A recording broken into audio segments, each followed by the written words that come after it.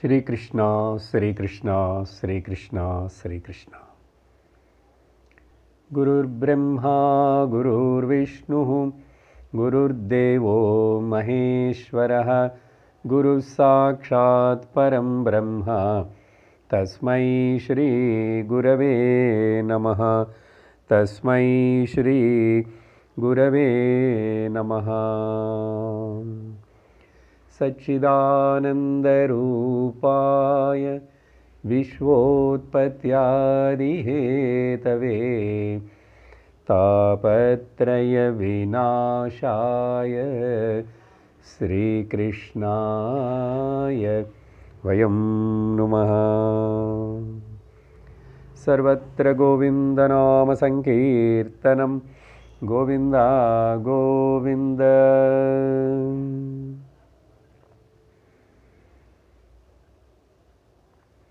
शंकर शंकर शंकरा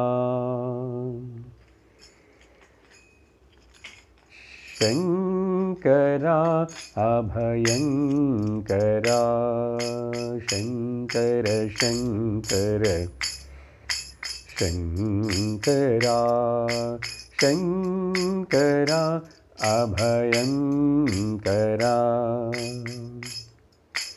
पाहि मां जगदीश्वरा पाहि मां परमेश्वरा।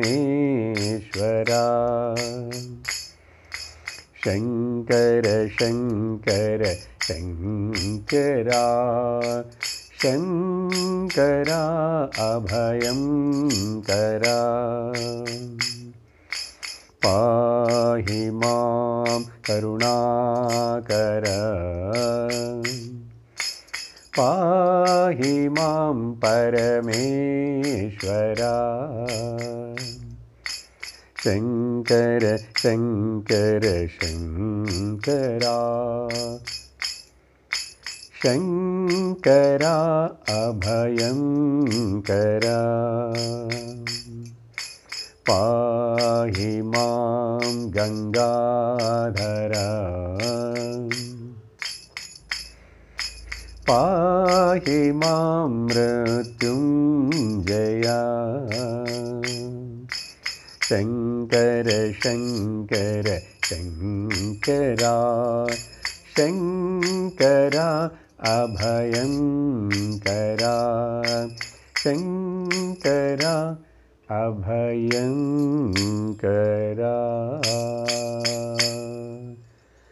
हर हर नमः पार्वतीपतये हर हर महादेव।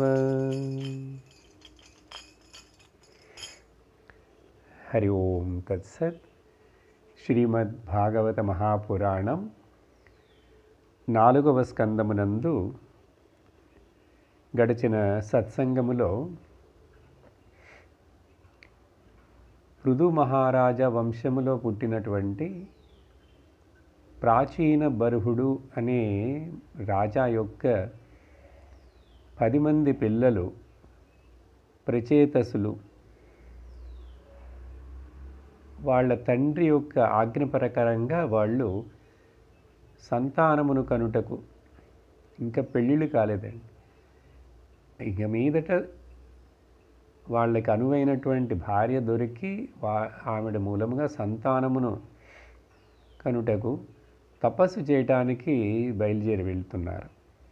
అలా వెళుతున్న సమయంలో ఏ సరస్సు దగ్గర వచ్చి వాళ్ళు తపస్సు చేయాలని నిర్ణయించుకున్నారో ఆ సముద్రము మాదిరిగా చాలా పెద్దదిగా ఉన్నటువంటి ఆ సరస్సులో నుండి వారు తపస్సు ఆరంభించుటకు ముందే వాళ్ళకి అక్కడ శివపరమాత్ముడు శివభగవానుడు దర్శనమిచ్చి వాళ్ళకి తత్వోపదేశమును చేస్తున్నాడు.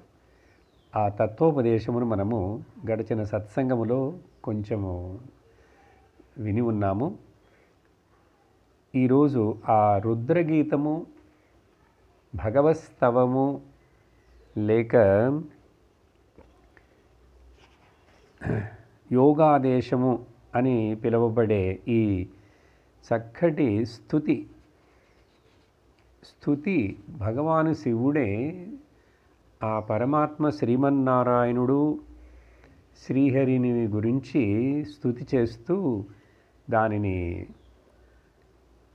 వివరిస్తున్నాడు ప్రాచేతసులకు. దానిలో మనము కొన్ని భాగములను విన్నాము. ఈరోజు చూసేటువంటిది చివరగా ఆ రోజు విన్నటువంటి విషయం ఏమిటంటే, శక్తిత్రయ సమేతాయ మీడుషేహం కృతాత్మనే చేత ఆకూతి రూపాయ నమో వాచో విభూతయే. ఆ పరమాత్ముడి యొక్క విభూతులు చాలా రకరకములుగా వర్ణిస్తూ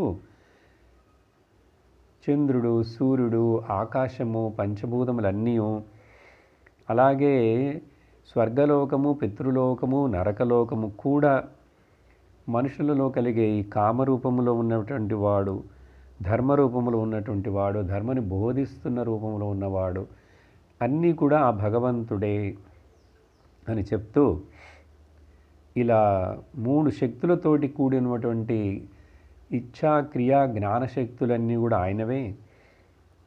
అలాంటి ఆ పరమాత్ముడు వాక్ రూపంలో, వాచో విభూతి రూపంలో కూడా ఆయనే ఉన్నాడు.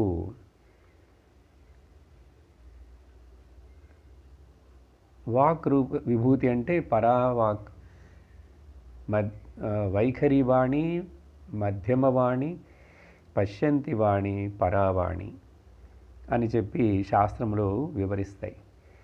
ఆ తర్వాత చెప్తున్నారు ఇక్కడ ఈ భాగమునందండి, అటువంటి ఆ పరమాత్ముడిని మనస్సుకు ఒక ఆలంబముగా చేసుకొని ఆయన యొక్క దివ్యమైన మంగళ రూపమును దర్శించుట, భావించుట చాలా ఉత్తమమైనటువంటిది. ఒక భక్తుడు, సాధకుడు యొక్క మనస్సును నిగ్రహించుటకు, మనస్సు శుద్ధమగుటకు, మనస్సు శాంతమగుటకు అని చెప్పి ఆ భగవంతుడి యొక్క రూపం, సగుణ రూపం వర్ణనం చేస్తున్నారండి. సగుణ రూప వర్ణనం, ధ్యానం మనకు చాలా అవసరం ఇన్ ద బిగినింగ్ స్టేజెస్. కానీ ఆ ఏకరూప సగుణ ధ్యానము నుండి విశ్వరూప బహురూప ధ్యానమునకు మనము కొంచెం కొంచెముగా వెదగాలి. అలా ఎదిగి తర్వాత సగుణ అరూప ధ్యానమునకు కూడా రావాలి. నిర్గుణ నిరాకార పరబ్రహ్మతత్వమును కూడా మనము తెలుసుకోవాలి.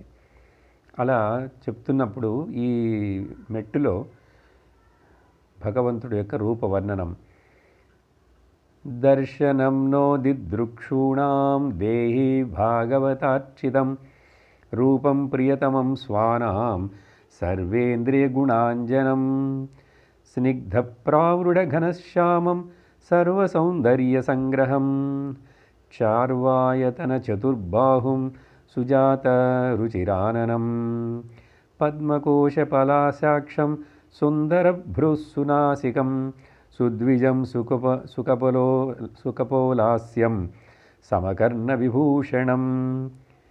ఇలా భగవంతుడి యొక్క రూపం, ఆ మహావిష్ణువు ఆయన యొక్క తల కిరీటము నుండి ఆరంభించి ఆయన యొక్క కనుబొమ్మలు, కనురెప్పలు, కళ్ళు, ఆయన యొక్క బుగ్గలు, ఆయన యొక్క ముక్కును, ఇవన్నిటిని కూడా వర్ణిస్తూ చక్కగా ఆ అందమైనటువంటి చెవులకు ఉన్నటువంటి ఆ మకర కుండలములు, శరీరం మొత్తం కూడా కారు మేఘములాగా అంత నల్లటి రంగులో కాంతివంతముగా ఉన్నదట. నల్లగా ఉన్నా కూడా మేఘశ్యాముడు, పీత కౌశేయ వాసుడు. మనకు విష్ణు సహస్రనామములో ధ్యాన శ్లోకములుగా చెప్పేటువంటి ఆ 7 శ్లోకముల మనందరికీ మనపాఠమే. కాబట్టి అటువంటి ఆ శ్లోకములను గుర్తు చేసుకున్నామంటే, క్షీరోదన్వత్ ప్రదేశే శుచిమణి విలసత్సైకతే మౌక్తికానాం, అక్కడ నుంచి ప్రారంభించి చంద్రాననం చతుర్బాహుం శ్రీవంత్సాంకిత వక్షసం రుక్మిణీ సత్యభామాభ్యాం సహితం కృష్ణమాశ్రయే. ఆ 7 ధ్యాన శ్లోకములండి ఆ భగవంతుడి యొక్క చక్కటి రూపమును వర్ణిస్తున్నాయి. అందమైనటువంటి ఆయన ఆజానుబాహువులు, అరవింద దళ అక్షములు, అరవింద దళ దళాక్షుడు, ఇలాంటి వర్ణనమంతటిని మనస్సులో అనుకుంటూ చక్కగా భగవంతుడిని ఆశిఖ నగ పర్యంతం, తల నుంచి కాలు వేళ్లకు ఉండేటువంటి ఆ గోళ్ళు వరకు కూడా భగవంతుడిని చక్కగా తలుచుకుంటూ ఎవరైతే మనసులో ధ్యానిస్తారో అటువంటి దివ్య రూపమును మాకు చూపించు అని శివభగవానుడు ప్రార్థిస్తున్నాడు ఒక శ్లోకములో ఈ వర్ణనం చేసిన తర్వాత. అలా చెప్పి మరొక శ్లోకమునందు ఏతద్రూపమనుధ్యేయం ఆత్మశుద్ధిమభీప్స్యత యద్భక్తియోగో భయద స్వధర్మనుతిష్టతాం. ఇలాంటి దివ్యమంగళ రూపమును భగవంతుడిని గురించి ఎవరైతే చింతిస్తూ ధ్యానిస్తారో భక్తితోటి వాళ్లకు అంతఃకరణము శుద్ధి కోరేటువంటి ఈ భక్తులు ఇలా రూపమును ధ్యానిస్తూ ఉండాలి. అలా ధ్యానించగా వాళ్లకు ఆ భగవంతుడు వాళ్ళ యొక్క అంతరంగ స్వరూపముగానే వాళ్ళకి దర్శనమిచ్చి వాళ్ళకి జ్ఞానమును ప్రసాదిస్తాడు. కాబట్టి స్వధర్మమును అనుష్ఠించే వాళ్ళు, భక్తులైనటువంటి వాళ్ళు, వాళ్లకు వాళ్ళ స్వధర్మము వాళ్ళ భక్తియే వాళ్లకు అభయమునిచ్చును అని చెప్పి ఈ శ్లోకములో చెప్పి తర్వాత కాబట్టి మాకు ఆ భక్తి జ్ఞానము రెండు మూలముగా నిన్ను తెలుసుకునేటట్లుగా మమ్మల్ని అనుగ్రహించు, ఇవే మేము కోరేవి. నీ భక్తులు ఏమడుగుతారు? నీ మీద భక్తి, తర్వాత నీ గురించినటువంటి జ్ఞానం, ఆత్మనిష్టను ఇవి ఇస్తాయి ఈ రెండు కూడా అని చెప్పి ప్రార్థించుతూ ఇలాంటి నీ మీద భక్తి ఒక మనుషుడికి ఏర్పడటం చాలా దుర్లభమైనటువంటి విషయం. ఎవరైతే సంసారంలో ఆసక్తిగా ఉంటూ బాహ్య విషయములనే కోరుతుంటారో వాళ్ళకి నీ పాదపద్మముల మీద భక్తి ఏర్పడదు భగవంతుడా. కాబట్టి ఒకసారి నీ పాదపద్మముల యొక్క భక్తిని వాళ్ళు ఆనందమును ఆస్వాదిస్తుంటే ఇంకా బాహ్య విషయములను కోరుతారు అలాంటి వాళ్ళు? కోరరే. కానీ ఆ రుచి రావాలి మనిషికి. అలా చెప్పి నీ మీద ఇట్లాంటి భక్తి చేస్తూ ఎవరైతే నీ స్వరూప జ్ఞానమును వాళ్ళ ఆత్మస్వరూపము ఒకటే అనే తెలుసుకుంటారో వాళ్లకు లోకములు అందరినీ భయపెట్టేటువంటి యమధర్మరాజు యముడు కూడా వీళ్ళ విషయంలో వీళ్ళ జోలికి రాడు. ఆ మృత్యువు వీళ్ళ మీద ప్రతాపం చూపించదు అని ఒక శ్లోకంలో చెప్తున్నారండి. అంటే అర్థమేమిటి? భక్తుడికి శరీరానికి మరణము రాదా? వస్తుంది. అందరి శరీరములకు వస్తాయి. ఎవరినైతే మనము చిరంజీవులని చెప్తున్నామో వాళ్ళందరూ కూడా ఒక యుగమును వరకు, ఒక కల్పమును వరకే వాళ్ళు చిరంజీవులు. వాళ్ళు నిరంతరముగా అలా ఉండలేరు. బ్రహ్మదేవుడి యొక్క జీవితమే, ఆయన ఆయుష్యే కూడా గతించిపోయేటువంటిదే, తరిగిపోయేదే. ఆయనకు కూడా విడుదల ఉంది. కాబట్టి అప్పుడు ఇంకా వేరే అందరి విషయం ఏమి చెప్పేది ఉంది? చిరంజీవులంటే మనకంటే ఇన్ని యుగములు, ఈ మన్వంతరములు అన్నీ జరుగుతున్నా కూడా జీవించి ఉండేటువంటి కొంతమందికి హనుమంతుల వారు, మార్కండేయులు ఇలాంటి వాళ్ళు, అశ్వత్థామ, బలిర్వ్యాసో, హనుమాంచ విభీషణ, కృప పరశురామశ్చ, వీళ్ళందరినీ సప్త చిరంజీవులుగా పురాణాలు వర్ణిస్తాయి. కాబట్టి వాళ్ళందరూ ఇంకంటేంటి ఎప్పుడూ అట్లాగే ఉంటారంటే ఆ శరీరాల్లో ఆ పేర్లతో ఆ రూపంలో అలా ఉండలేరు. అది ఎప్పుడప్పుడు చూడండి, భగవంతుడే అవతారం తీసుకొని ఆ శరీరంలో కృష్ణుడు రాముడుగా వచ్చినా కూడా భగవంతుడు కూడా ఆ శరీరాన్ని వదిలేసి త్యాగం చేసి వెళ్ళిపోయాడుగా. కాబట్టి ఏ నామరూపములు, ఏ అవతారములు, ఏ దేవతా శరీరములు కూడా ఏవి శాశ్వతముగా ఉండవు అని తెలుసుకోవాలి. అలా చెప్పి కాబట్టి ఒక చక్కటి ఈ తర్వాత భాగములో సత్సంగమును 4 వరముగా మాకు సత్సంగమును ప్రసాదించాలి అని చెప్పి అడుగుతున్నారండి. క్షణార్ధేనాపి తులయేన స్వర్గం నా పునర్భవం భగవత్సంగి సంగస్య మర్త్యానాం కిముతాశిషః. నీ యొక్క భక్తులతోటి, పరమ భాగవతులైనటువంటి భక్తులతోటి అర్థక్షణము కూడా సంగము ఏర్పడినదంటే అది స్వర్గము కంటేను మోక్షము కంటే కూడా చాలా గొప్పది అని చెప్పి ఇక్కడ అతిశయోక్తిగా చెప్తున్నారు. అతిశయోక్తి అంటే ఏమిటి? మోక్షము కంటే కూడా ఎలా గొప్పదంటే ఈ సత్సంగము ఎలాగో నీకు మోక్షమునిస్తుంది, జ్ఞానమును ప్రసాదించి మోక్షమునిస్తుంది.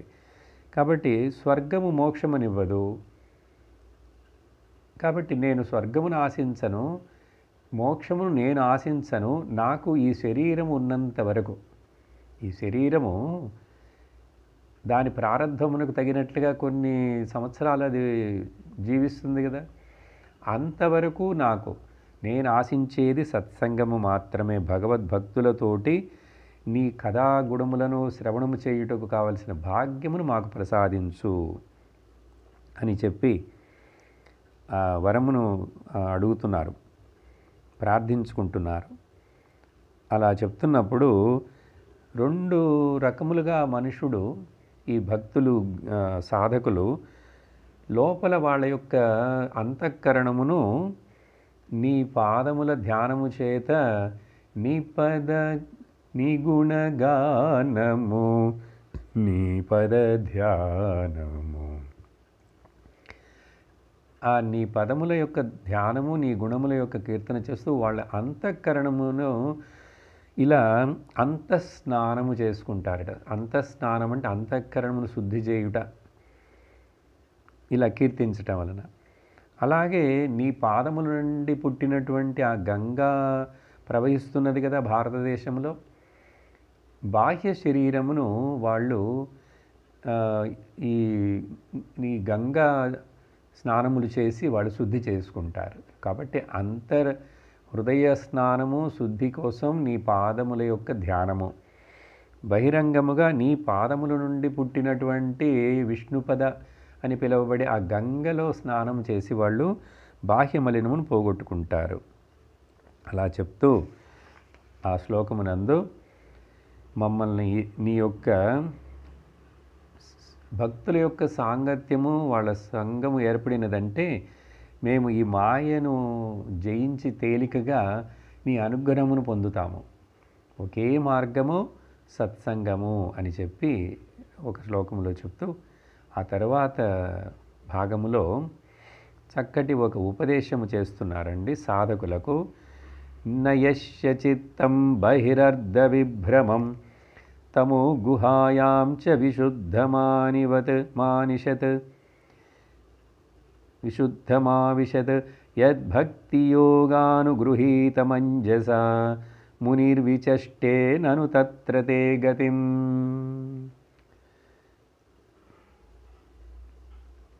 మూడు సాధనాలు చెప్పబడుతున్నాయండి ఇక్కడ.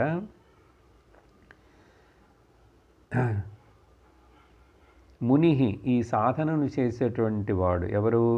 ఒకటేమిటంటే మననశీలుడైనటువంటి ముని, అంటే మననశీలుడు ఈ సాధకుడు.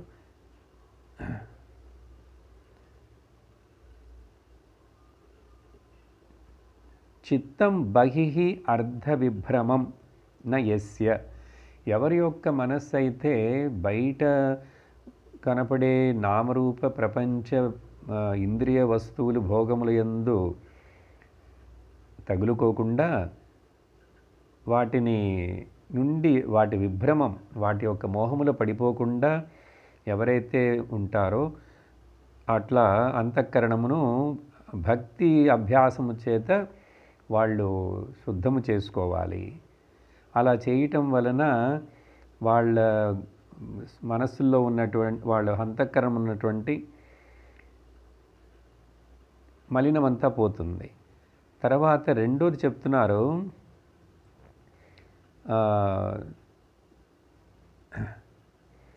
దీనివలన తమో గుహాయాంచ, తమో గుణమంతా కూడా పోతుంది.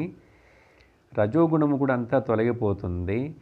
తర్వాత నువ్వే మమ్మల్ని మేమే అనుగ్రహించుకోవాలి. ఆ సాధకుడు అనుగ్రహించుకోవటం అంటే యద్భక్తి యోగానుగృహీతం, నన్ను నేను ఉద్ధరించుకోవాలి ఈ సంసారములో మాయలో పడిపోకుండా అని ఒక సాధకుడు భక్తుడు తను తాను మొదలు అనుకోవాలండి. అనుకుంటే దానికి భగవంతుడు సహకరిస్తాడు. మనం అనుకోకుండా భగవంతుడే అన్నీ చేస్తాడంటే ఆయన అట్లా చేయడుట. కాబట్టి తమో గుణములో పడిపోకుండా మనస్సుని కాపాడుకోవాలి. రజోగుణము వలన బహిరంగముగా పరిగెత్తకుండా మనస్సుని దానిని కట్టుబాటు చేసుకోవాలి. ఈ రెండు చెయ్యాలని చెప్పి నన్ను నేను మొదల్లో అనుగ్రహించుకొని నాకు నేను లోపల తీర్మానం చేసుకోవాలి. రజోగుణము నన్ను డామినేట్ చేయకూడదు, తమో గుణము నన్ను డామినేట్ చేయకూడదు. నేను సత్వగుణములో దైవ గుణములతోటి సత్వ స్వభావముతోటి నా మనస్సును ఉండేట్లుగా నేను ప్రయత్నిస్తాను, నాకు దానికి సహాయం చెయ్యి భగవంతుడా అని కోరుకోవాలట. అలా చెప్పి తర్వాత ఈ సృష్టి ఇదంతా కూడా నీ యొక్క మాయాశక్తి వలన కనిపిస్తున్నదే కానీ ఇది వాస్తవముగా లేదు. కానీ నువ్వు పరబ్రహ్మ స్వరూపుడవు. నీ యొక్క మాయకు నువ్వు ఎప్పుడు కూడా లోనుడవ్వవు. నువ్వు మాయాతీతుడవు నువ్వు. కానీ జీవరూపంలో ఈ శరీరంలో ఉన్నటువంటి వాడు నీ యొక్క రూపమే అయినా కూడా ఇక్కడ మాయను తరించుటకు ప్రయత్నించి తరించవలసి ఉన్నది, అజ్ఞానమును దాటుటకు. అలా చెప్పి తర్వాత నిష్కామ కర్మయోగము చేయటం వలన ఈ మాయను సంసారం యొక్క సముద్రమును దాటగలము అని చెప్పి బోధిస్తున్నారండి తర్వాత శ్లోకమునందు. ఎందుకంటే ఎప్పుడైతే మనుషుడు నిష్కామ భావముతోటి కర్మలను చేస్తాడో వాడికి ఇంకా కామక్రోధములు రాగద్వేషములు ఉండవు. అప్పుడు నిన్ను చక్కగా వేదము శాస్త్రము చెప్పినట్లుగా నిన్ను ఆరాధిస్తూ నీ పూజలు చేస్తూ నీ కథలు వింటూ నీ యొక్క తత్వమును చక్కగా అర్థం చేసుకోగలడు వాడు. కాబట్టి అలా చెప్పి ఈ మాయ యొక్క కారణము చేతనే ఈ అన్నీ కూడా సృష్టి ప్రళయము లయములు జరుగుతున్నట్లుగా ప్రకటనమవుతున్నాయే కానీ స్వరూపంలో నీ యందు ఇవేమీ కూడా చలనమును కలిగించుటలేదు అని చెప్తున్నారు. ఈ సృష్టిలో ఏమేమిటి సృష్టిలో ఉన్నాయి? 4 రకాలైనటువంటి జీవరాశులు. జరాయుజములు అంటే మనందరం అమ్మ గర్భములో ఉండి గర్భసంచిలో పెరిగి ఆ తర్వాత బొడ్డు తాడుతోటి కనెక్షన్ ఉంటుంది చూడండి, ఇవన్నీ జరాయుజములు అంటారు.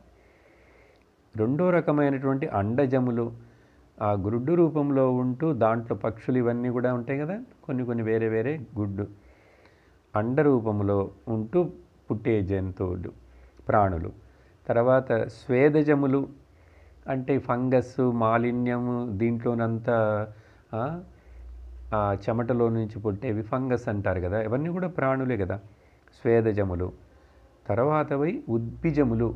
ఉద్బీజములు అంటే ఆ గింజలో నుంచి పుడుతున్నాయి చూడండి, చెట్లు చేమలు ఇవన్నీ కూడా. ఇలా ఇన్ని రకాల సృష్టిలన్నీ కూడా నీ యొక్క మాయాశక్తి మూలంగానే అన్నిట్లా కనపడుతున్నాయి. కానీ ఈ ఇన్ని రకాల శరీరాల్లో ఎప్పుడైతే నువ్వే ఒక జీవుడిగా ప్రవేశించావో అక్కడ మాత్రం ఏమవుతున్నది, నువ్వు నీకే నీ స్వరూపము తెలియనట్లుగా ఉపాధి యొక్క అజ్ఞానం, ఉపాధిని ఆధారముగా చేసుకొని, ఉపాధి అంటే ఈ శరీరము మనస్సు ఇంద్రియములను ఆధారముగా చేసుకొని అజ్ఞానము చేత ఈ ఇంద్రియ భోగములన్నీ అనుభవిస్తున్నది కూడా నువ్వే.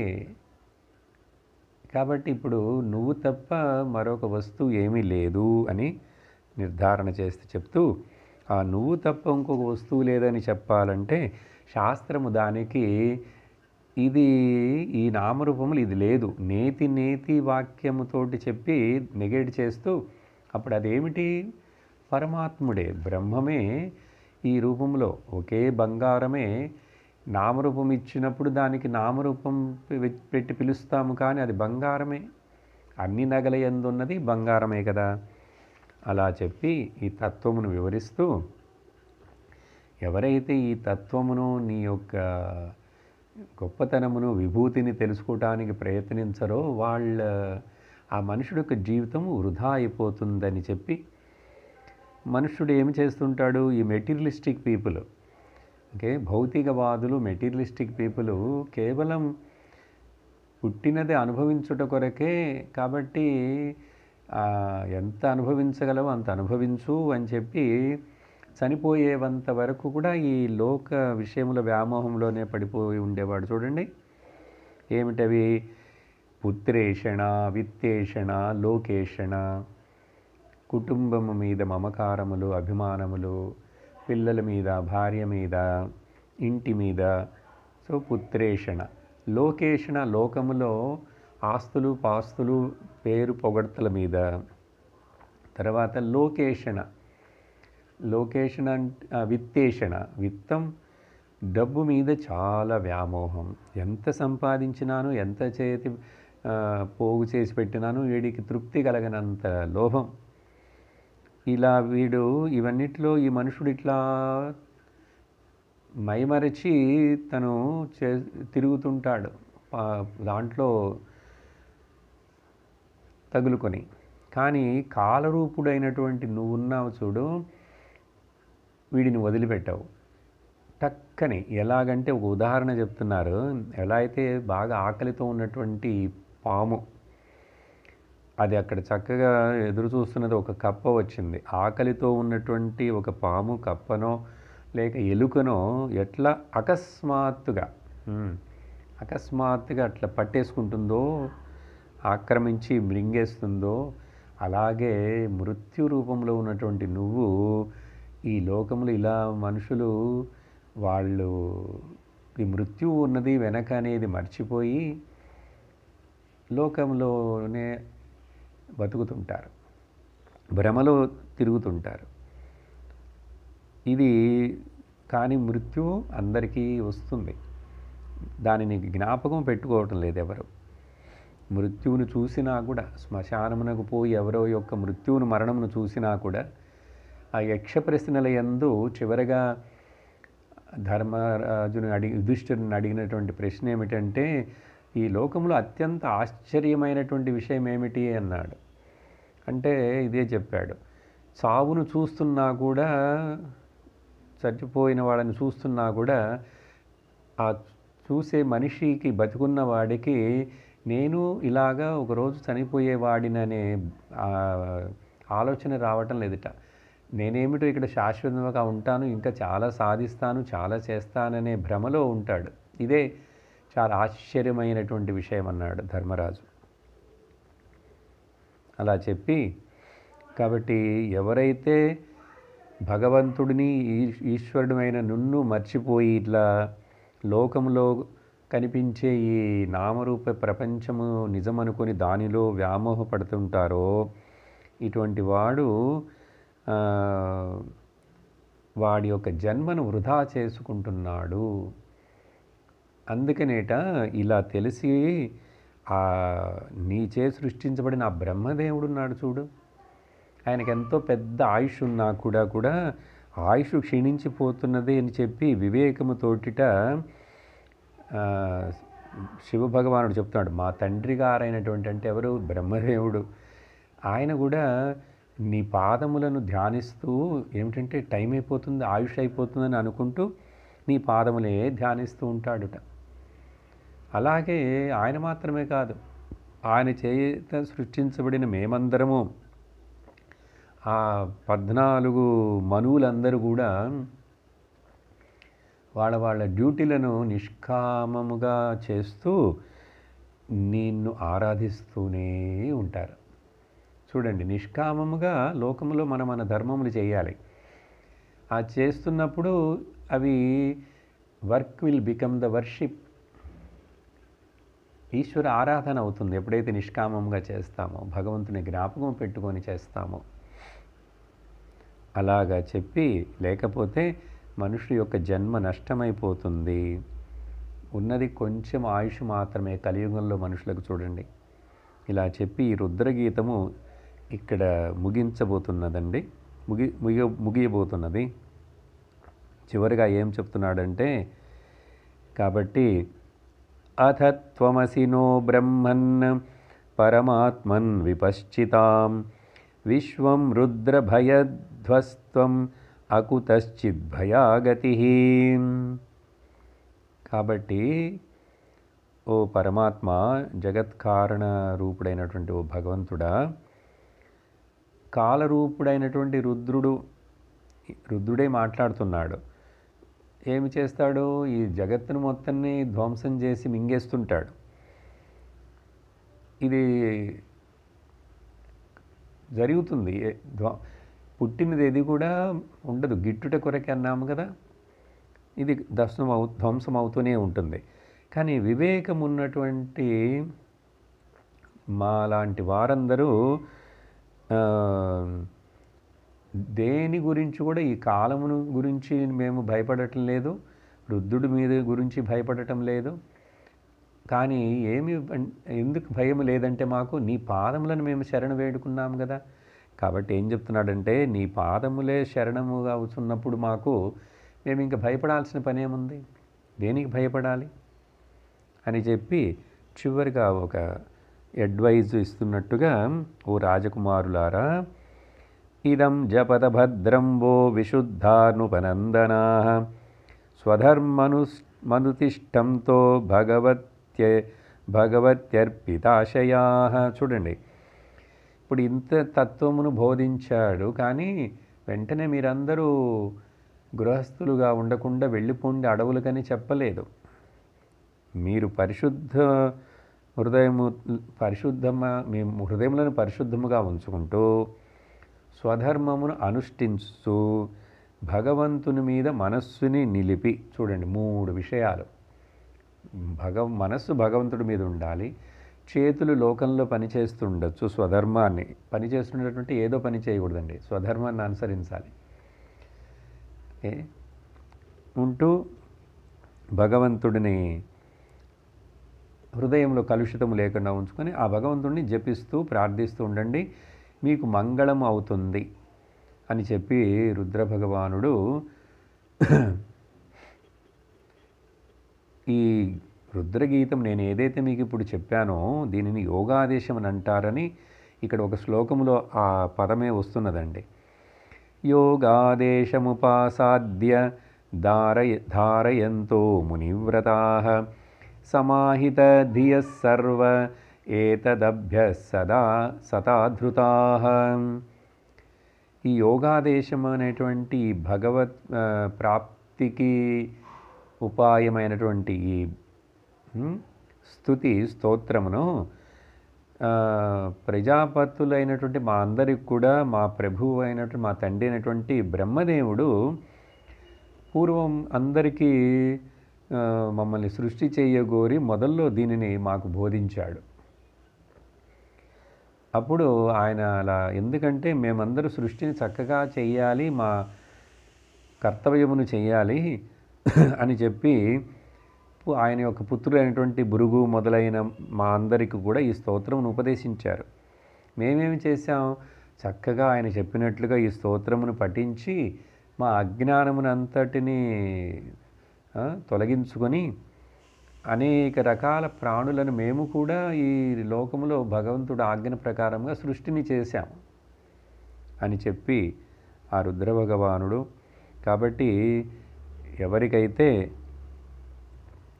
ఇప్పుడు ముగించబోతున్నారు ఏమిటిట, వాసుదేవుడే ఎవరికైతే పరమ లక్ష్యముగా ఉండి ఏకాగ్రమైనటువంటి చిత్తముతో ఈ స్తోత్రమును జపిస్తారో, అట్లా జపించే మనిషికి తొందరలోనే వాళ్ళకి శ్రేయస్సు ఏర్పడుతుంది అని చెప్పి ఫలశ్రుతిలాగా చెప్పి, శ్రేయసామిహ సర్వేషాం జ్ఞానం నిశ్రేయసం పరం సుఖం తరతి దుష్పారం జ్ఞానర్నౌర్యసనార్ణవం.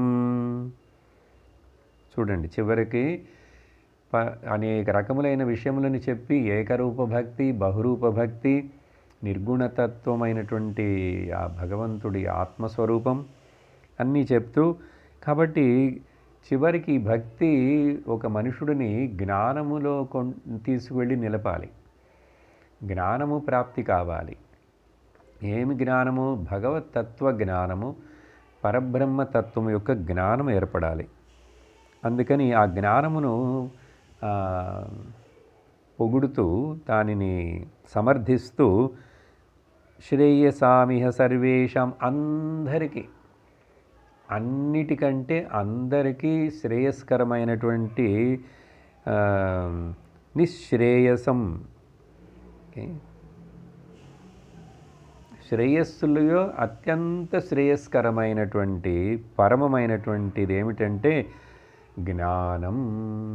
చూడండి, భక్తిని గురించి మాట్లాడుతూ చెప్పేటువంటి భాగవత శాస్త్రం, భక్తి గురించి వర్ణిస్తూ స్తుతిస్తున్నటువంటి ఈ రుద్రగీతము చివరికి ఎక్కడ వచ్చి మనకేమి బోధిస్తున్నది? జ్ఞానము ముఖ్యము. ఎందుకంటే ఒక మనిషికి జ్ఞానం ఏర్పడకుండా, తన స్వరూప జ్ఞానము, పరమాత్మ స్వరూప జ్ఞానము ఏర్పడకుండా సుఖం అనేటువంటిది, వాడికి శుభం అనేటువంటిది కలగదు. వేరే ఎన్ని తపస్సులు ఏమేమేవో చేసినా కూడా అవన్నీ వాడికి పూర్ణత్వమునివ్వవు, నిజమైన శ్రేయస్సునివ్వవు. వాటిలో కొరతలు ఉంటూనే ఉంటాయి. అందుకని ఈ సంసారం అనే సముద్రం, మాయా అనే ఈ సంసార సముద్రమును దాటుటకు చక్కటి సులభమైన, సుఖతరం దుష్పారం, చాలా సులభంగా ఈజీగా దాటుటకు వాడికి ఒక పడవలాగా ఉపయోగపడేటువంటిది ఈ జ్ఞానము అని చెప్పి భగవద్గీతలో కూడా భగవంతుడు ఈ విషయమునే ప్రతిపాదిస్తాడండి. నహి జ్ఞానేన సదృశం పవిత్రమిహ విద్యతే.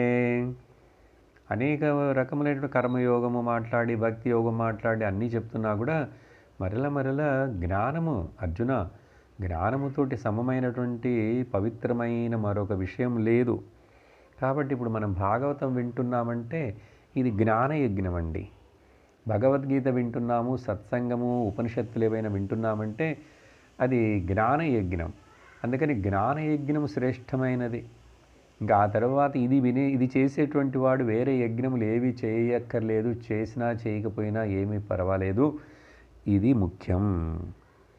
జ్ఞానేనైవతు కైవల్యం అని ఉపనిషత్తు చెప్తుంది. జ్ఞానము వలన మాత్రమే ఒక మనుషుడికి మోక్షము ప్రాప్తించును, నాట్ అదర్వైజ్. అట్లాగా ఆత్మజ్ఞానం యొక్క వైశిష్ట్యమును వివరించి ఇలా ఎవరైతే దీనిని చక్కగా విని, చదువుకొని, తెలుసుకొని దీని అర్థమును గ్రహిస్తారో వాళ్ళందరికీ కూడా తొందరలోనే ఫలశ్రుతి అండి. చివరగా వాళ్ళకి కర్మబంధములన్నీ తొలగిపోయి విముక్తి ఏర్పడుతుంది. చూడండి, అలా చెప్పి ఈ రుద్రగీతము ముగిస్తున్నది. ఆ తర్వాత వచ్చే ఈ తర్వాత చెప్తున్నటువంటి అధ్యాయంలో నుండి వాళ్ళు అలా రుద్రుడి యొక్క ఉపదేశమును విని వాళ్ళు తపస్సు చేయటం మొదలుపెట్టారు. ఆయన యొక్క అనుగ్రహంతో వాళ్ళు 10,000 సంవత్సరాలు తపస్సు చేయబోతున్నారు. ఇది విన్న తరువాత అది ముందే చెప్పాం. ఇప్పుడు ఈ పిల్లల యొక్క తండ్రి అయినటువంటి బర్హిష్మత్, ఆ రాజా ఎన్నో సంవత్సరములుగా ఆయన కర్మకాండంలో బాగా నిష్ణాతుడుగా ఉన్నాడని చెప్పాము కదా. ఆ కర్మకాండలను అన్నీ దర్భలను వదలకుండా చేస్తూనే ఉన్నాడు కాబట్టి ఆయనకి ప్రాచీన బర్హి అని, దర్భలను పరిచినవాడు, విరిచి అక్కడక్కడ చేస్తూనే ఉన్నాడుట యజ్ఞములు, యాగములు. అటువంటి కర్మలోనే అనేక సంవత్సరములు దాంట్లో తగులుకొని కర్మనిష్ఠుడుగానే ఉంటున్నాడు, కానీ జ్ఞానమునకు ప్రయత్నము చేయకుండా ఉన్నటువంటి మంచివాడు. ఈ వేదములో నమ్మకం ఉన్నవాడు, భగవంతుడి మీద నమ్మకం ఉన్నవాడు, యజ్ఞయాగముల మీద నమ్మకం ఉన్నవాడు, అన్నీ చేస్తున్నాడు. ఇతడికి ఎట్లా అయినా సరే జ్ఞానమును ప్రసాదించాలని ఆశించి నారదుల వారు వీళ్ళకి ఈయనకు బోధించుటకు ఆయనే వస్తున్నాడండి గురువు. నారదుల వారే ప్రాచీన బర్హి రాజభవనమునకు వచ్చి అక్కడ సంవాదం జరుగుతున్నది వాళ్ళకి. ఇప్పుడు ఆ ప్రాచీన బర్హికి పురణ్యన ఉపాఖ్యానము, పురంజనుడనే ఒక కథ మూలముగా ఇక్కడ వివరిస్తున్నారు. ఎప్పుడైతే నారదుల వారు అక్కడికి వచ్చారో, ఈలోపు మైత్రేయులు వారు ఒక శ్లోకములోనండి మధ్యలో ఏం చెప్తున్నారంటే,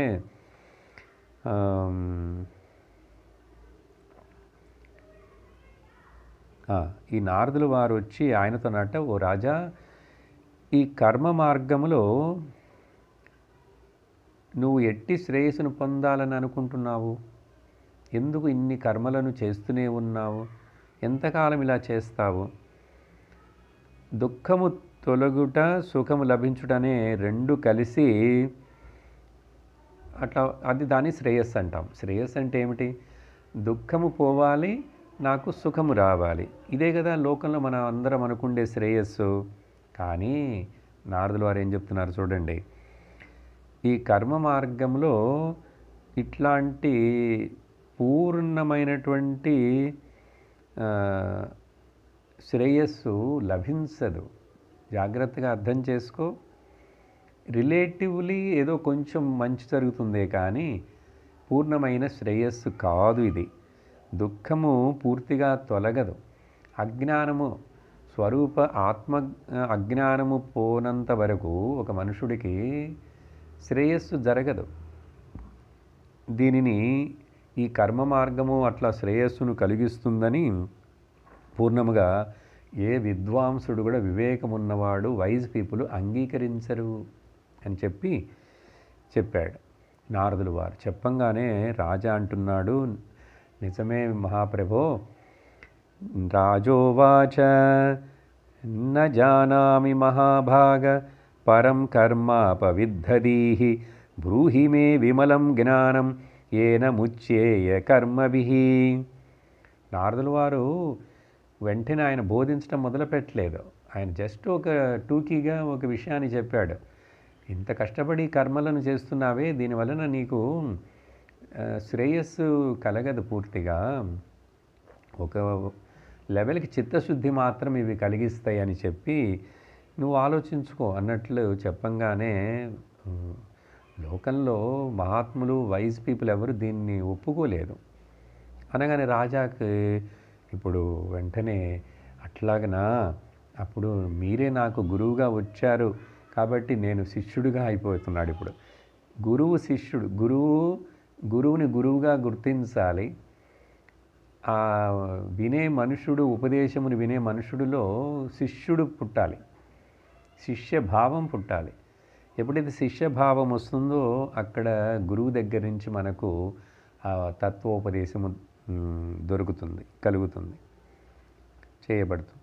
అప్పుడు రాజా అడుగుతున్నాడు, కాబట్టి నా బుద్ధి ఇన్ని సంవత్సరాలుగా జీవితంలో ఈ కర్మలలోనే తగులుకొని ఉత్కృష్టమైనటువంటి మోక్షమును గూర్చి నేను ఎప్పుడు ఆలోచించనేలేదు, తెలుసుకోనేలేదు.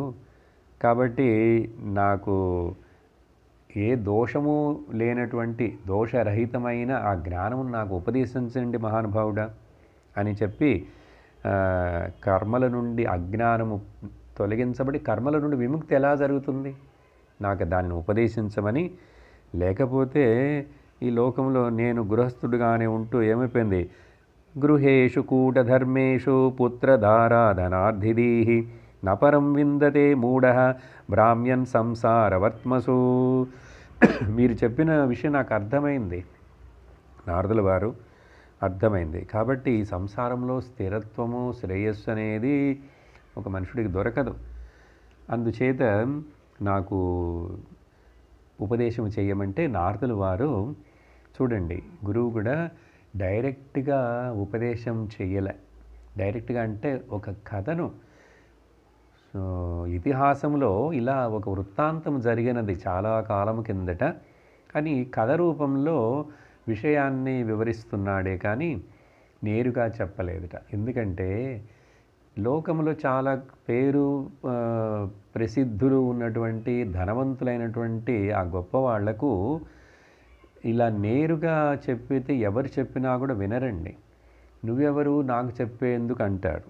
ఇక్కడ ఉపదేశించండి అని అడిగినా కూడా ఆ పెద్ద చక్రవర్తి మహారాజాగా ఉన్నటువంటి ఇన్ని సంవత్సరములుగా ఆ కర్మలో పాల్గొనేవాడికి ఇప్పుడు వెంటనే నేరుగా ఉపదేశం చేస్తే ఎక్కుతుందా లేదా?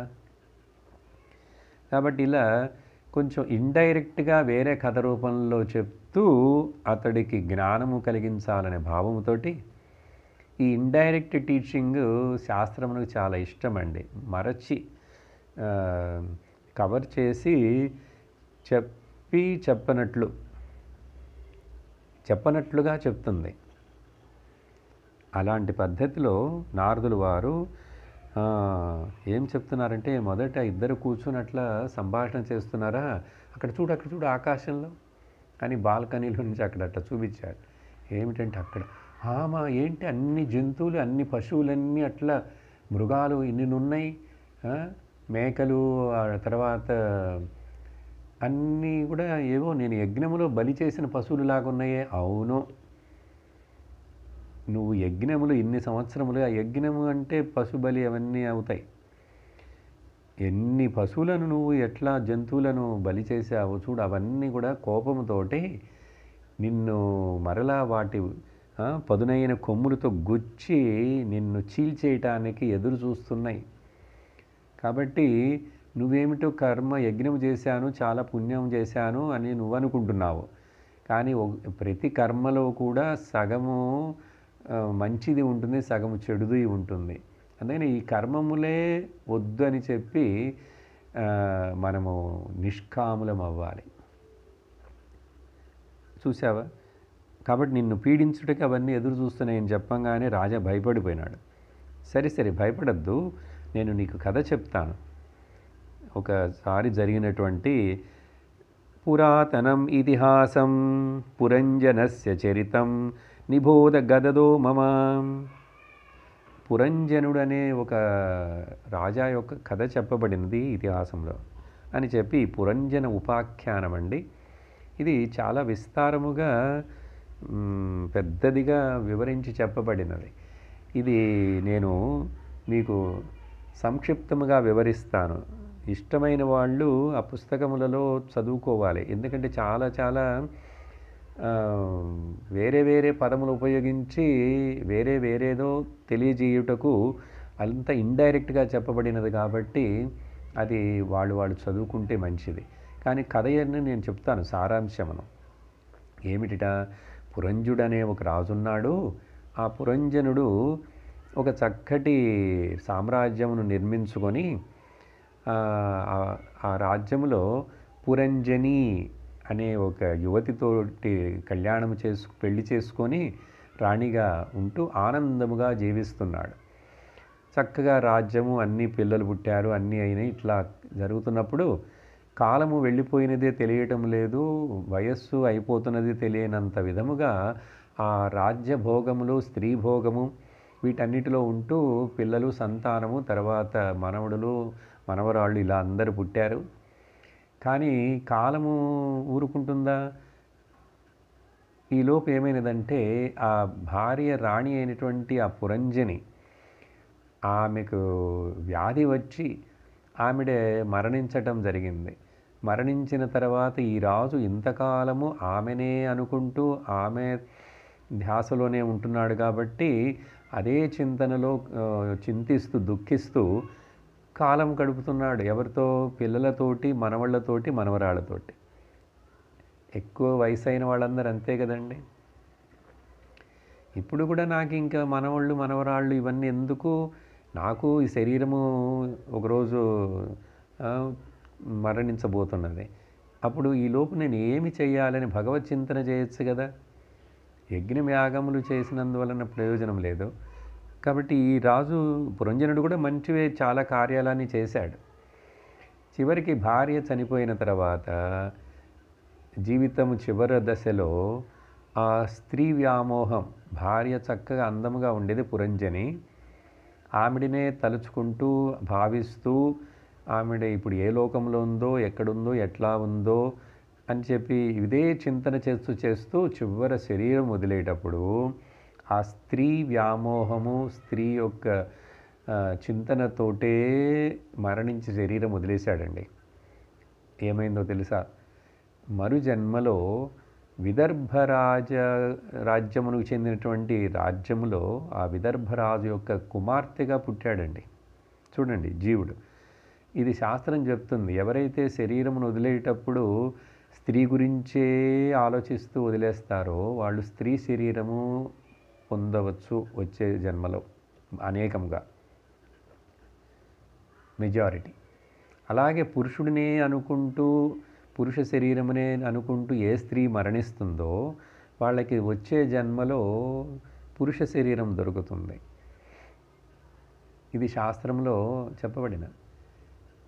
కాబట్టి అట్లా రాజకుమార్తెగా పుట్టాడు అక్కడ సరి మలధ్వజుడనే ఒక రాజును పెళ్లి చేసుకుని రాజకుమార్తె.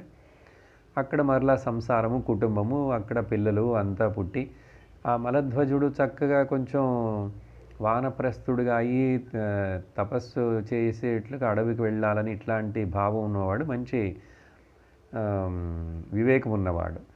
అప్పుడు ఈ విదర్భ భార్య కూడా ఎవరు, ఈ పురంజనుడు ఆ జన్మలో రాజకుమార్తెగా పుట్టి మలధ్వజుడికి భార్య అయినాడు. ఆ భార్య అప్పుడు ఎప్పుడైతే మలధ్వజుడు యోగశక్తితోటి అతడు శరీరమును వదిలేసినప్పుడు ఆ శరీరమును చూస్తూ తను కూడా చాలా దుఃఖిస్తూ అట్లా ఒక పక్కనే కూర్చొని విలపిస్తున్నది. అప్పుడు విలపిస్తున్నప్పుడు ఎవరో ఒకడు బ్రాహ్మణ రూపంలో వచ్చి ఆమెడను పలకరిస్తూ, ఎవరమ్మా నువ్వు, ఎందుకు ఏడుస్తున్నావు, ఈ శరీరం ఎవరిది ఏమిటి అని చెప్పితే ఆవిడ కళ్ళు తుడుచుకొని ఇట్లా పక్కకి చూస్తే, నేనెవరో నీకు గుర్తొచ్చిందా, నేను నీ యొక్క అజ్ఞాత సకుడను, మిత్రుడను, మనమిద్దరము రాజహంసలులాగా మానస సరోవరులు విహరించేటువంటి వాళ్ళము, గుర్తున్నదా?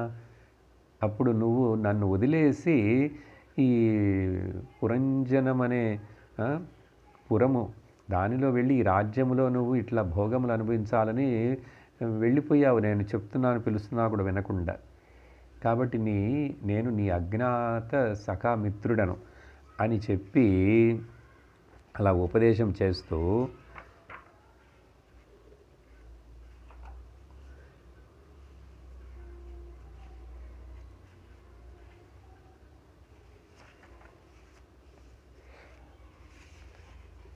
అప్పుడు ఇప్పుడు గుర్తొచ్చిందా నీకు అని చెప్పి ఈ అవిజ్ఞాతగా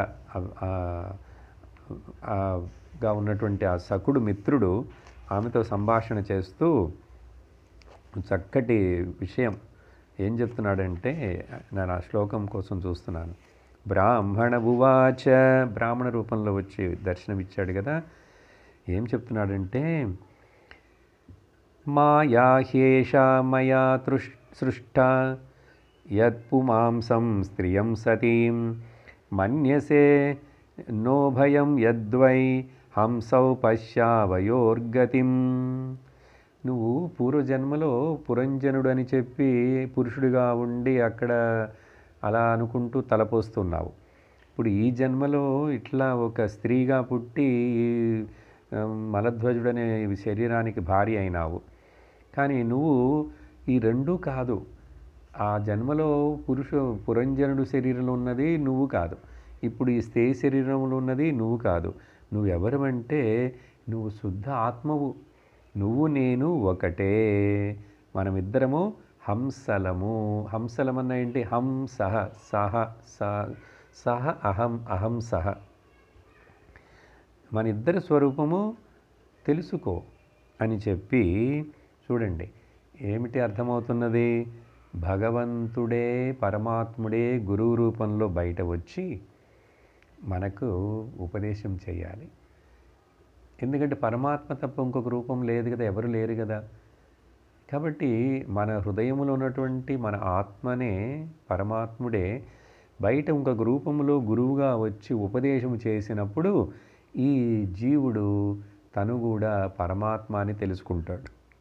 అలా చెప్తూ చక్కటి ఒక శ్లోకం, మహావాక్యమును ఉపదేశం చేస్తున్నాడండి. ఆ బ్రాహ్మణ రూపంలో వచ్చినటువంటి గురువు భగవంతుడే. అహం భవాన్న చాన్యస్తం త్వమేవాహం విచక్షభోః ననౌ పశ్యంతి కవయః ఛిద్రం జాతుమనాగపి.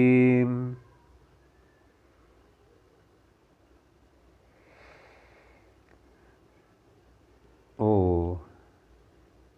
మిత్ర, సకుడా, ఓయి, నేనే నువ్వు, నువ్వే నేను. ఇదే కదండి మహావాక్య ఉపదేశం. తత్వమసి, యు ఆర్ దట్.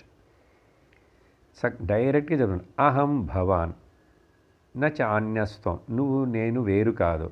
త్వమేవాహం, నువ్వే నేను, నేనే నువ్వు. కాబట్టి ఇది సత్యమును తెలుసుకో. జ్ఞానులు వాళ్ళ దృష్టిలో, జ్ఞానమును వాళ్ళ దృష్టిలో ఈ రెండు ఇద్దరం అనే భేదము లేదు. అంటే ఏంటి? జీవుడు ఈశ్వరుడు వేరు కాదు. నువ్వెందుకు ఇలా దుఃఖిస్తూ ఇలా ఈ శరీరంతో తాదాత్మ్యమైపోయి ఇలా ఉండిపోయావు? రా రా రా, నాతో కలిసిపో, మన ఇద్దరం ఒకటే కదా అని చెప్పి చక్కగా ఉపదేశం చేసి మరొక ముఖ్యమైన శ్లోకం, యథా పురుష ఆత్మానం ఏకమాదర్శ చక్షుషోః ద్విధా భూతమవేక్షేత తథైవాంతరమావయోః. ఇప్పుడు అద్దములో ఒక పురుషుడు ఉదాహరణతోటి చెప్తున్నారు. ఒక రూపమును చూస్తాం అద్దములో, అది మనలాగే ఉన్నట్లు కనపడుతుందే కానీ దాంట్లో కొన్ని భేదములు ఉంటాయి. ఇద్దరు వ్యక్తులు చూస్తే దానినే వాళ్ళ వాళ్ళ కంటికి అది వేరువేరుగా కనిపిస్తుంది, భేదముగా. అలాగే ఒకే పరబ్రహ్మ సమష్టి ఉపాధిలో ఉన్నప్పుడు దానిని ఈశ్వరుడు అన్నారు. వెష్టి ఉపాధిలో ఉన్నప్పుడు అంటే ఏంటంటే ఒక చిన్న శరీరంలో ఉన్నప్పుడు దానిని జీవుడు అన్నారు. జీవుడిగా కనపడుతున్నది అంతే, కానీ భేదమేమీ లేదు. మొత్తముగా చెప్తున్నప్పుడు ఈశ్వరుడు అంటున్నాం. మరి బట్ ఈశ్వరుడికి మాయ బంధించలేదే. ఈ చిన్న శరీరంలో ఉంటూ తనని చిన్నవాడిగా అనుకుంటున్నటువంటి జీవుడు అని అనుకుంటున్నటువంటి ఇక్కడ మాత్రం ఏ అజ్ఞానము వీడిని బంధిస్తున్నది, దుఃఖపరుస్తున్నది? కాబట్టి వాస్తవముగా చింతిస్తే మనిద్దరికీ ఏ భేదము లేదు. ఈ భేదము కనిపించుటకు కారణం ఏమిటంటే మాయ చేత మాత్రమే. మాయే ఈ భ్రమను కనిపించేట్లు చేస్తుంది. కాబట్టి నువ్వు ఇప్పుడు ఈ భ్రమలో నుంచి మేల్కొను, ఈ నిద్రలోంచి మేల్కో. ఈ విధముగా ఎప్పుడైతే ఆ మిత్రుడిని ఇట్లా ఈ బ్రాహ్మణుడు వచ్చి బోధించేశాడో వెంటనే పురంజనుడు, ఇప్పుడు స్త్రీ రూపంలో ఉన్నటువంటి ఆ జీవుడు గ్రహించి ముక్తుడైనాడు. తన యొక్క స్వరూపమును తాను తెలుసుకున్నాడు, పరబ్రహ్మమని తెలుసుకున్నాడు. ఇలాంటి చక్కగా పరోక్షముగా ఈ కథ చెప్తే ప్రాచీన బరువుడికి అర్థం కాలేదట. ఎందుకంటే ఎక్కువ కర్మకాండలోనే తగులుకొని ఉండేటువంటి వాడికి వెంటనే ఇట్లా చెప్తే, కథ రూపంలో ఇట్లా సింపుల్గా చెప్పినవాడు అర్థం కాకపోతే, నాకు అర్థం కాలేదు నారదులు గారు నాకు కొంచెం వివరించి చెప్పండి అన్నాడు మళ్ళీట. అంటే ఇప్పుడు చెప్తున్నాడు, ఏమిటి మనకు అర్థమై ఉంటుంది కదా కొంచెం, మాకు అర్థమైందండి మీరు చెప్పింది, కానీ ప్రాచీన బరికి అర్థం కాలేదా? మీకు అర్థమైనదంటే మీరు చక్కగా సాధన చతుష్టయ సంపన్నులై ఉండాలి మీరు. అందుకనే వినటానికి అందరూ రారు. అందరు ఇంతటి వేదాంతమును చెప్తే సత్యమును వినరు. వాళ్ళకి పాటలు, కథలు, ఆ, ఆ, తాళాలు, ఇన్స్ట్రుమెంట్స్ అన్నీ కావాలి. మీకు అర్థమైందంటే మనకు వివేకం ఉన్నదని అర్థం. సరే, నారదుల వారు నేను మళ్ళీ చెప్తానని చెప్పి, ఏమీ లేదు ప్రాచీన బర్హి, ఆ పురంజనుడు, పురం అనేటువంటిది శరీరము, పురములో నివసించేవాడు ఈ పురమును సత్యం అనుకుంటూ ఆనందించుతూ దీనిని సుఖము భోగము కోసం అని అనుకుంటూ దీంట్లో రమించేటువంటి వాడు పురంజనుడు. ఆ పురంజనుడు ఏమి ఇట్లా దీనిలో చిక్కుకొని ఇది సత్యం అనుకుంటున్నాడంటే, ఇక్కడ బుద్ధి అనే పురంజని, బుద్ధి అనే భార్య, బుద్ధిని పెళ్లి చేసుకున్నాడుట. అంతే కదా. పరమాత్మ బింబం సూర్యుడు అద్దంలో ప్రతిఫలించినట్లుగా ఈ జీవుడి యొక్క కథ ఇంతేనండి. ఇది ఒక ప్రతిబింబం, రిఫ్లెక్షన్. ఎక్కడ రిఫ్లెక్షన్ ఏర్పడుతుంది? బుద్ధిలో ఏర్పడుతుందిట. అందుకని ఆ బుద్ధిలో ఏర్పడి ఈ సూక్ష్మ శరీరం రిఫ్లెక్షనే, కానీ ఇది సత్యము కాదు కదా. రిఫ్లెక్షన్ చూసి సత్యం అనుకుంటే ఎంత పొరపాటు అని చెప్పి, కాబట్టి ఇది నీ యొక్క కథే. నువ్వు కూడా లోకంలో శరీరంలో ఉన్న అందరూ కూడా ఇట్లా జీవుడుగా ఆ శరీరంలో బుద్ధిలో ప్రతిఫలించే బింబంలాగా ఉన్నటువంటి వాళ్ళు. కానీ వివేకంతో ఎవరైతే చింతిస్తారో దీనిలో నుంచి తప్పించుకుంటారు అని చెప్పి ఈ కథను మొత్తం మరలా చక్కగా వివరించి ఇట్లా రాజుకు అర్థమయ్యేలాగా చెప్పి, ఆ తర్వాత ఎప్పుడైతే రాజుకి ఇట్లా అర్థమయ్యేట్లు చెప్పాడో ఆ ప్రాచీన బర్హిని వానప్రస్థుడిగా తపస్సుకి జ్ఞాననిష్ఠుడు అవుటకు నారదుల వారు తయారు చేసేసి ఆయన్ని అట్లా ఉపదేశం చేశాడు. చేసిన తర్వాత ఓకే, ఈ ఆత్మజ్ఞానం వివరణను చక్కగా కథ చెప్పటమే కాదు, ఆత్మజ్ఞానం వివరణ కూడా చెప్తూ కర్మ యొక్క విషయాన్ని వివరించి అలాగా చెప్తున్నప్పుడు కొన్ని ముఖ్యమైన శ్లోకాలు, కొన్ని ఎగ్జాంపుల్స్, ఉదాహరణలు ఉన్నాయండి.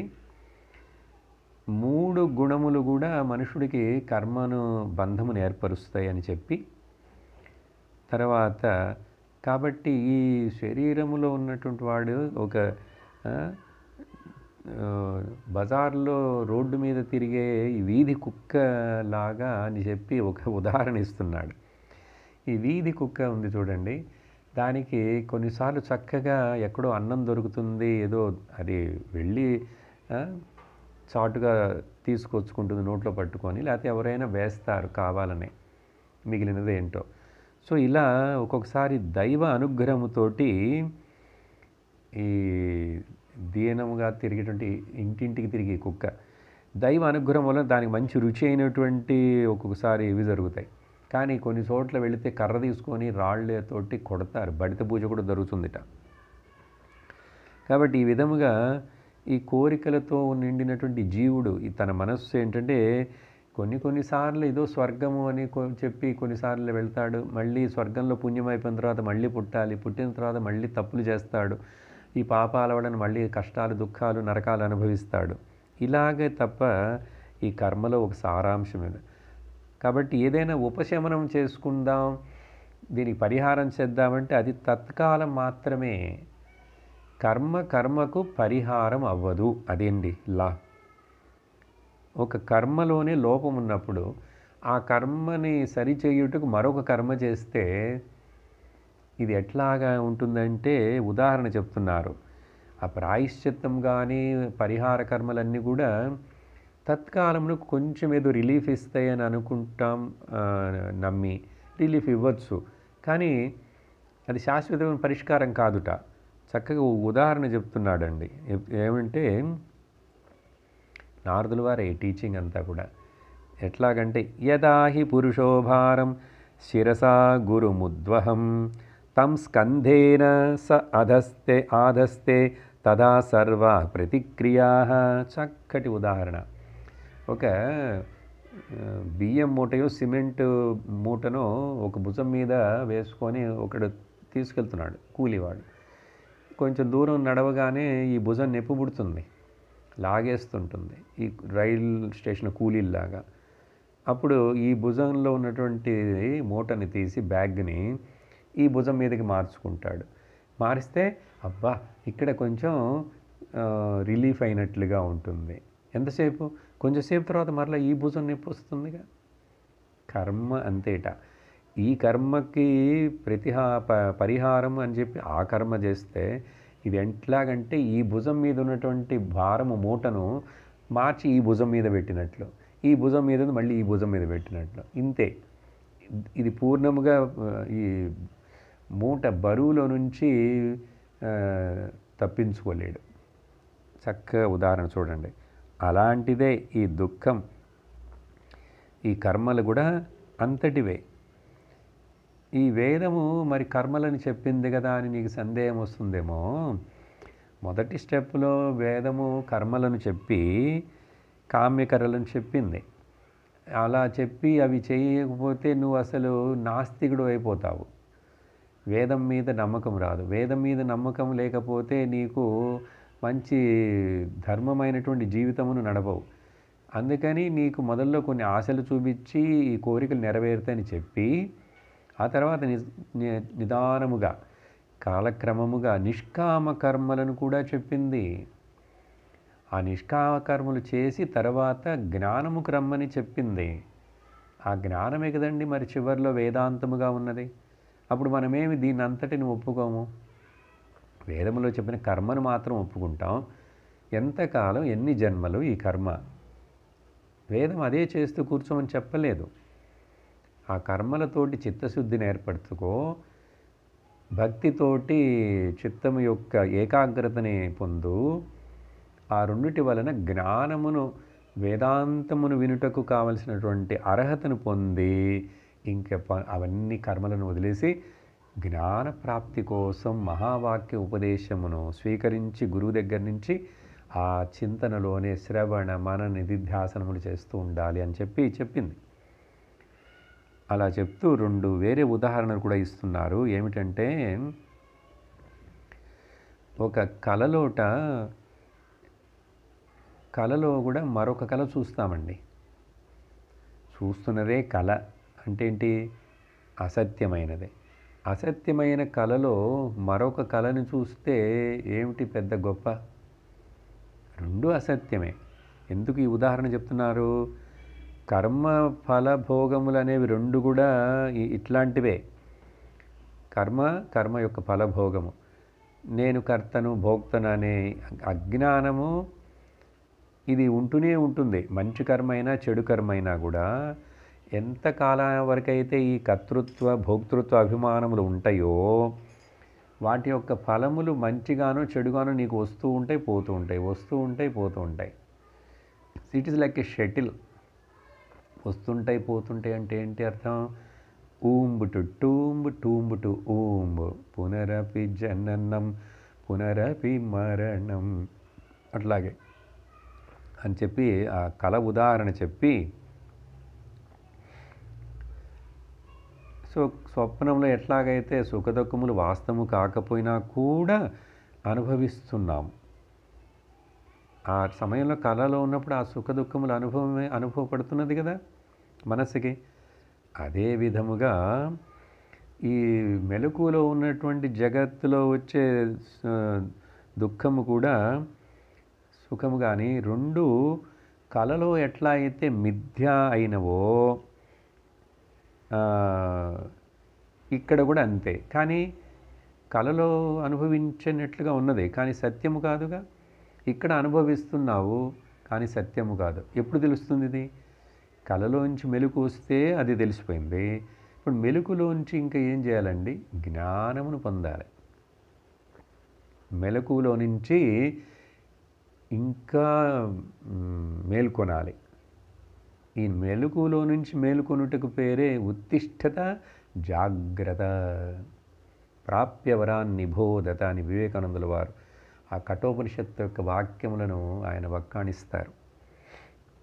చెప్పి ఇలా చివరికి నిష్కామ భక్తి సాధనము చేస్తూ ఆ దాని ముఖ్యత్వమును చెప్పి సంసార దుఃఖమును తప్పించుకొనుటకు ఆత్మ ఒక్కటే సత్యము, ఈ జగత్తంతా మిథ్యని తెలుసుకొని ఇలా సంసార దుఃఖము బంధంలో ఉంది విడుదల కావాలంటే ఈ శ్రీహరి మీద చేసేటువంటి నిష్కామ భక్తి మాత్రమే అజ్ఞానమును పోగొట్టి సంసారమును నివృత్తి చేస్తుంది అని చెప్పి ఇంకొక ముఖ్యమైన శ్లోకం వాసుదేవే భగవతి భక్తి యోగ సమాహితః సద్రీచేన వైరాగ్యం జ్ఞానం చ జనయిష్యతి.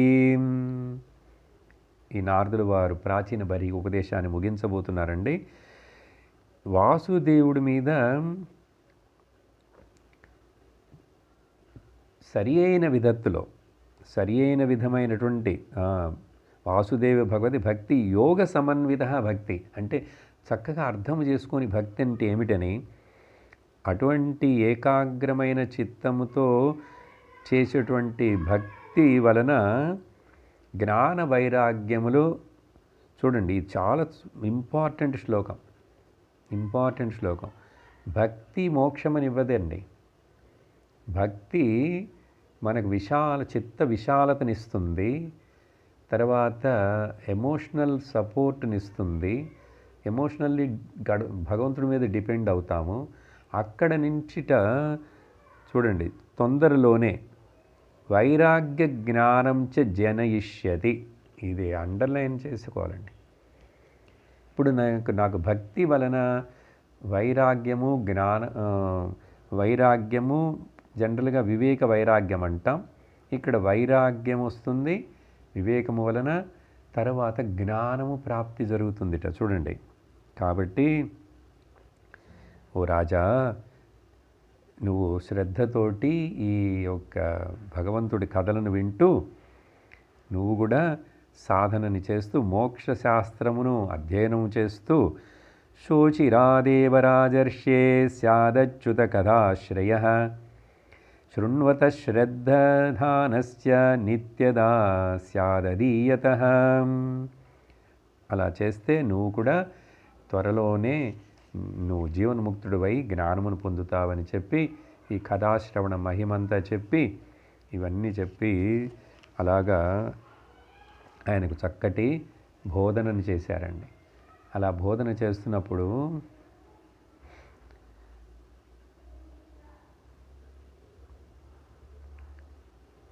గురువు యొక్క ముఖ్యత్వమును కూడా చెప్పి నారదుడు వారు ఈ ఉపదేశాన్ని ముగిస్తున్నారు. అప్పుడు ప్రాచీన బరుహుడు మనస్తృప్తితోటి నారదుల వారికి నమస్కరించి, మీ యొక్క ఉపదేశంతో నా కన్నులు విప్పుకున్నాయి, నా హృదయ గ్రంథిలో ఉన్నటువంటి అజ్ఞానమంతా పోయినది అని చెప్పి ఆయన నారదుల వారికి కృతజ్ఞతలు తెలుపుకుంటాడు.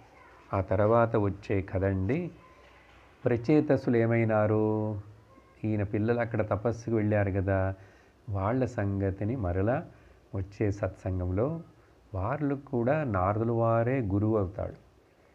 భగవంతుడు గురువుగా ఉన్నాడు, మరలా నారదుల వారే గురువుగా ఉండి మరలా అక్కడ కూడా చక్కటి తత్వోపదేశం మనం వింటాం. ఈరోజు ఇంతటితోటి ముగిస్తాం. ఓమానందం ఓమానందం ఓమానందం ఓమానందం ఓమానందం సచ్చిదానందం ఓమానందం బ్రహ్మానందం ఓమానందం ఆత్మానందం ఓమానందం కృష్ణానందం ఓమానందం అమృతానందం. ఓం నమః శివాయ ఓం నమః శివాయ ఓం నమః శివాయ ఓం నమః శివాయ ఓం నమః శివాయ ఓం నమః శివాయ. సర్వత్ర గోవిందనామ సంకీర్తనం గోవింద గోవింద. ఓం లోకాః సమస్తాః సుఖినో భవంతు लोकाः समस्ताः सुखिनो भवन्तु, लोकाः समस्ताः सुखिनो भवन्तु। ओम शांति शांति शांति। हरिः ओम श्री गुरुभ्यो नमः। हरिः ओम। हरि ओम तत्सत्।